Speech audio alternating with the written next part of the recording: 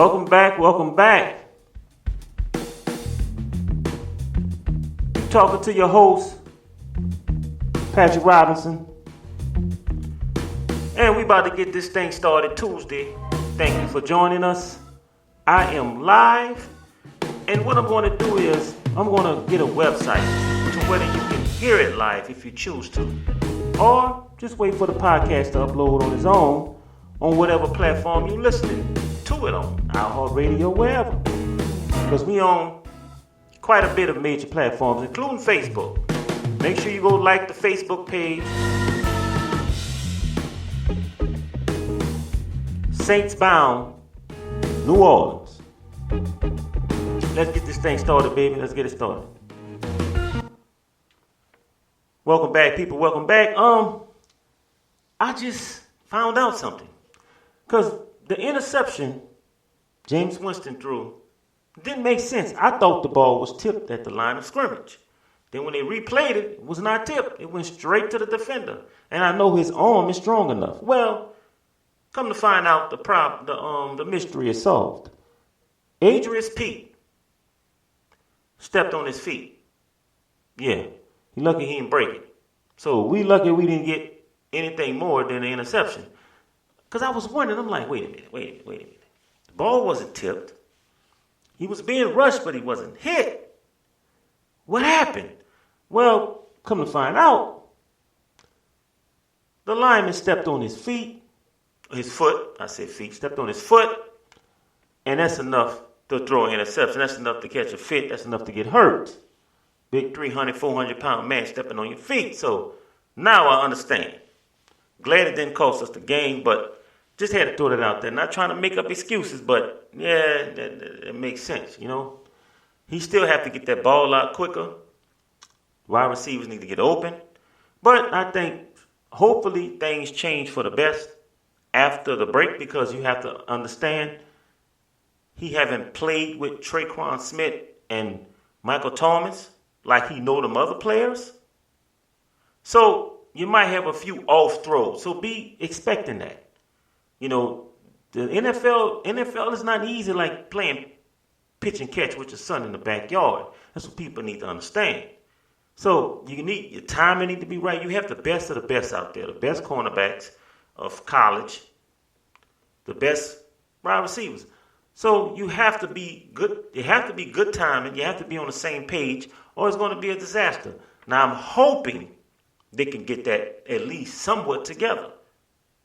Because if you remember, when Jameis Winston, I think he's been in the game a few times. I don't think he ever threw to Michael Thomas, and when he did throw to Michael Thomas, it was kind of off, if I'm not mistaken. I can remember. The timing have to be right. You understand? Michael Thomas is used to Drew Brees. They timing. They was like in sync. They knew what each other was going to do. When the quarterback and the wide receiver get like that, and both of them good, sky's the limit. So, hope they get corrected right. Hope we don't have to see any disasters before it get right. And that's all I'm saying. But, yeah, that's why he threw the interceptions. I found the picture on Facebook. I had to do some research to make sure it was accurate because, you know, Facebook, it's been doctored and stuff like that. But it's accurate. The guy stepped on his foot, and that was it. He screamed, and the ball came out, and, that's what it was. Now,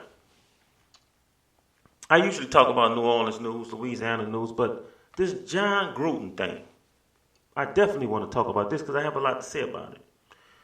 I knew they was going to fire him, or let him accept his resignation, probably still pay him a chunk of money, you know how that go. Because they probably didn't want to fire him. But today's world changed so much. It changed a lot. Now, how do I feel about it? I'm going to take my time with this because I'm not going to mention what he said because, like I said, today's world changed so much, I don't even want to mention what he said. I don't want to get struck, nothing. You understand what they call, I don't know what they call it, net neutrality. But first they said he made racist remarks. Said the man had big lips. Now, people that know John Gruden tried to cover it up. Like, hey, man, wait a minute, man. Maybe he didn't mean that. Nah, it's hard to cover that one up because you could say he had a big mouth. That just means he have a big mouth. But when you say big lips, that just means one thing. You know.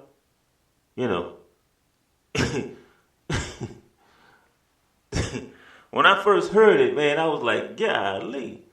Now, me, I'm not a sensitive guy. I'm not at all. My friends of mine, they come in, I hate to say this because they say a bunch of racists say this. They come in all colors, shapes, forms, and we joke a lot. Like recently, a friend of mine, he drive trucks. We sitting around, he's sitting there talking about, boy, what he said?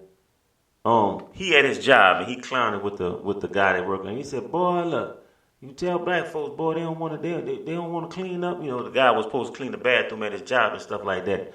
Boy, look, he ready. He was just joking. And so I took it up for the guy. I said, well, look, you know what, man? You know what? He talking all that junk about black folks. But the only two people in here with felonies is what they what. Boy, he ain't like that. He got mad. His face got red, but we laughed about it.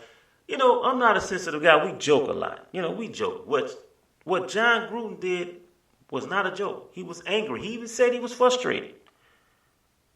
Then he mentions something about homophobia. Now, what like I said, the stuff he said was not blatant, but it hinted towards race. It hinted towards being what they call homophobia. I really don't know what that is anymore. I don't say anything because I don't know what to say.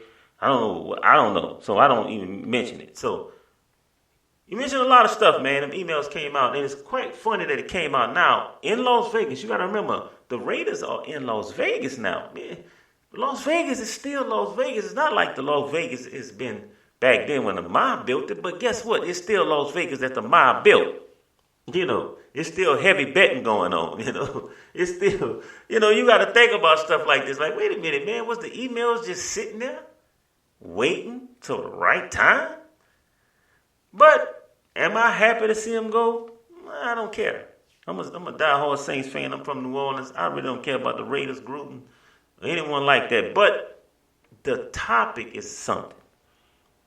And I said, wow, this is crazy. I knew they was going to let him go.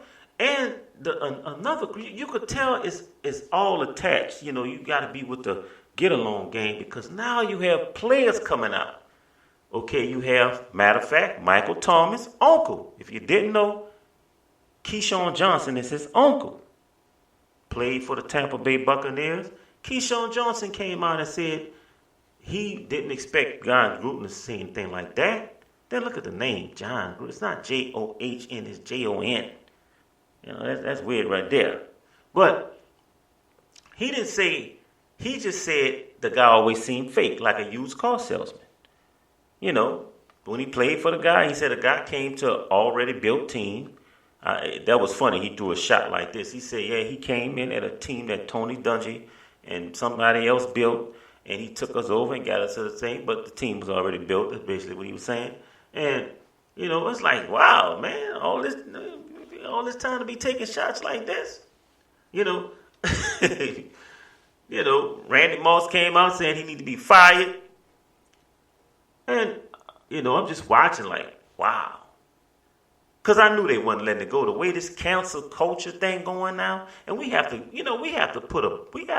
really look at that type stuff. It's 2021. You should know what to say and not to say.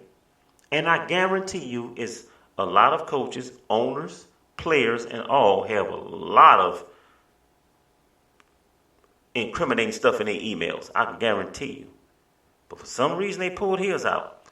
Now, do I think he's a racist? I really don't care, but who knows? I don't know him, but I know a bunch of black people on his team, and they was winning games. And in my book, I don't even want to say this. I might get in trouble to say this. That's all that matters. I'm just not that sensitive dude like that. My feelings don't get hurt with foolishness and words. It just don't. You come at me, I come back at you. We could be in the bar talking about each other. Just don't throw a punch. Then I'm going to have to show you what I have. But that's it. I'm just so, I don't know. That's all I'm going to say on that. I don't want to spend too much time on them. But we have a bye week. We come back. And I think you're going to see I pretty much know you're going to see a better team. There's no way, no how. The only thing that could go wrong is the chemistry not there because these players haven't played together in a while. That's why I say for 2 weeks they should practice, but that's not going to go like that. They're going to take a week off, then they're going to come back and start practicing that Monday or Tuesday. I guess, But that's the only way, and more injuries. Because people don't understand the fact that we 3-2, we lucky. We haven't had a full team since the first game we won. And that wasn't full because Michael Thomas wasn't there. Then Traquan Smith got hurt. I think Traquan Smith wasn't there. So we haven't had our 1-2 punch since the season started. Then we was missing a bunch of defenders. I just seen Troutman back. He had a good catch and run. So the team, we come back together. Hopefully in a week times we can get some type of chemistry. Because like I said, people, they went home right now. A lot of people say, well, we going back home? Yeah, they're going home. People that's not from here, Ohio, Lattimore probably being Ohio. Let's hope he stay out of cars with guns. People going home. Besides Cam Jordan and all, they have houses here. Kamari, I don't know if he have a house here, but he might be in Atlanta. People going home. They're going to be home for about 5 days, and they're coming back to New Orleans to start practice. So that's how it's going. And let's hope the chemistry is there. Let's just hope. Let's pray. Because if the chemistry there, I don't care what you say. I see a great quarterback in Jameis Winston. I really do. You put the weapons around him, and he learned if he can get the short passes, he's not that accurate with checkdowns. It's especially when it comes to last-minute checkdowns. Seems like that ball always a little off. He's so used to airing it out. He's real accurate with that. He's perfect with that. You seen with the Hail Mary. People say that was luck. Nah, it wasn't luck. It's something they practice every practice. And that didn't look like luck. That looked like, okay, this is what I need. This is where I need you to be in this area. He's perfect. You've seen it with long passes. He can put it on a needle. Short passes last minute, it's an issue there. It's an issue there. And we have to fix that. He had to fix that. So I'm thinking it's going to be a good day. I'm thinking if the chemistry there, we going to show. They counting us out. And let's be honest. I'm going to be real honest. Tampa Bay is going to be a problem. But I noticed something. Without Antonio Brown, they are not that good. They have nothing. Tom Brady have nothing but weapons over there. But we have cornerbacks. Roby is pretty good. He's just not getting a hold to the defense. That's why a lot of plays got through. Pretty much could have been how we lost the Giants game because missed assignments. You get new players on a defense, and they learning the defense. You could try to simple it up, but people get lost. And clearly, when they run it back, clearly was open all the way through. Missed assignment. We have good defense. We can still take Tampa without Drew Brees. We can still do it. We can. Trust me, we can. Don't worry about Sherman. He's still a good player, but nah. We don't have to worry about that. If we can get our offense together to start moving that ball down the field, we can still take this division. I see it. We not starting over with a rookie. We starting over with players and chemistry. That's it. That's all I have to say. Thank y'all for tuning in. Like I said, I'm going to get a website so people can hear this live or find another way. Thank you for listening. I have to play it one more time, baby. John Gruden, hey, man, you shouldn't have said those things, man. If you said it in the email, that's something you might really feel. And let me say this. I hate to say it, but it's more, if you want to call that racist, let me tell you something. It's more people in this world racist. It's probably 90%. You know what? A lot of people say things in the comfort of their own home to their family. You know, it's sad, but hey, not me. I don't have time for it. I'm all about business and having fun. I don't have time to hate anyone or care about what you're doing. I don't have time for it. I'm too busy. You have too much time on your hand, and that goes to show you that even millionaires, people that have, they can, you know, if they're not happy in the inside, they have time for foolishness like that. And it's sad, because I don't have time for it. Thank y'all for listening. One love.